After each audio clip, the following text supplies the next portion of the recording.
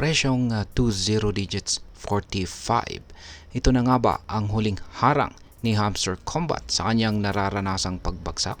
At ayan po ang siyang ating pag-uusapan sa video na ito. Pero bago po tayo magpatuloy, ay nais ko lamang po munang bigyang linaw ang aking disclaimer kung saan ang nilalaman po ng video na ito ay hindi po ito isang financial advice. For education and information purposes lamang po ang layunin nito.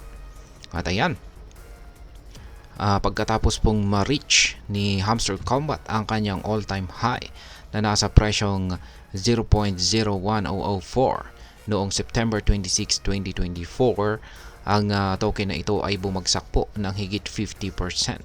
At ngayon ay naglalaro na po ito sa presyong 20 digits 424. Ngayon ay ang malaking tanong dito ay ang magiging ultimate support nga ba nito ay ang presyong 20 digits 41 o baka naman may mas matinding pagbagsak pa na darating.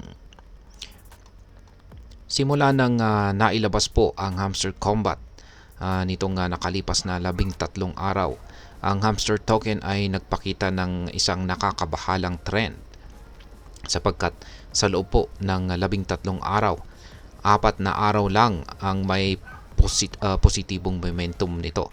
Ibig sabihin ay 33% ang success rate lang nito. Ang natitirang siyam na mga araw ay dominated naman po ito ng mga bearish sentiment sa market. Ang market cap ni Hamster Combat ay nasa $272.9 million at ang ranking nito ay nasa 176 at ang kanyang 24-hour trading volume ay nasa $101.8 million. Kahit na substantial ang kanyang liquidity, mukhang nawawala ang confidence ng mga investors dito.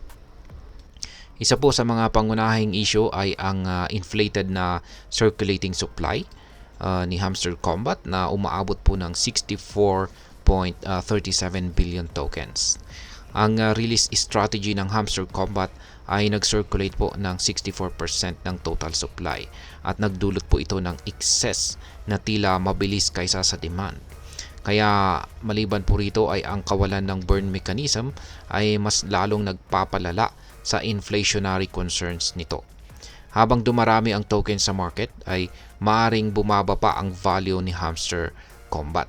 Ang devious strategy na ito ay nag-iwan po sa community ng vulnerable sa massive sell-off kung saan ay nag-contribute po ng downward trend. Base naman po sa mga technical indicators ay ang MACD indicator po ay nagpapakita ng solid na bearish trend. Kamakailan lamang ang MACD ay bumaba po sa signal line kung saan ay nagpapahiwatig ng possible continuation ng current downward movement nito. Ang MACD po ay nasa negative 30 digits 7362 kung saan ay nagpapakita ng ongoing selling pressure na maaari pong mag-intensify or mas lalong lumala. Ang MACD histogram ay nagpapakita naman po ng increasing red bars or lumalaki yung kanyang red bar. At ito naman po ay nagko-confirm sa pessimistic outlook ng market at nagbibigay po ng palatandaan ng isang potential losses na paparating.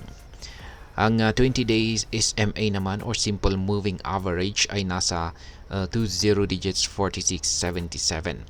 Isa po itong price level kung saan nahihirapan ang kasalukuyang presyo ni Hamster Combat na mabasag. Ang SMA na ito ay nagsisilbi pong resistance level kung saan ay nagpapalakas sa bearish trend at nagpapahirap sa token na makabawi or makabangon. Ngayon ay meron bang potential na reversal? Ngayon ay kung mapapansin natin dito sa kanyang 4-hour chart ay meron po siyang nabuo na isang descending wedge pattern. Ang pattern na ito ay karaniwang binubuo ng lower highs at saka lower lows. At nagpapahiwatig po ito ng isang potential reversal sa current downtrend. Kung ang token po ay matagumpay na mababasag ang pattern na ito, maaari po itong umangat patungo sa 20-day na SMA kung saan ay ito ang kanyang unang makakaharap na resistance. Ang breakout sa ibabaw po ng resistance ay maaring magbigay po ito ng signal sa shift or pagbabago sa sentiment, kung saan ay maaring magpalipad sa kay Hamster Combat patungo po sa presyong 20 digits 53.85. Isa po itong price level na huling nakita noong October 1. At sa kabilang banda, ang kasalukuyang trajectory ng market ay nagpapahiwatig po ito ng test sa critical support level na 20 digits 41.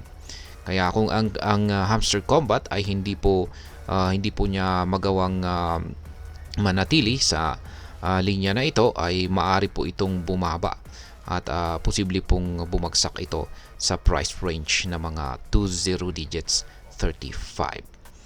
At ayan, sa kabuuan ay ang masasabi ko po rito ay sa tingin ko ay wala po tayong malinaw na analysis dito kung makakabawi nga ba itong si Hamster Combat or hindi.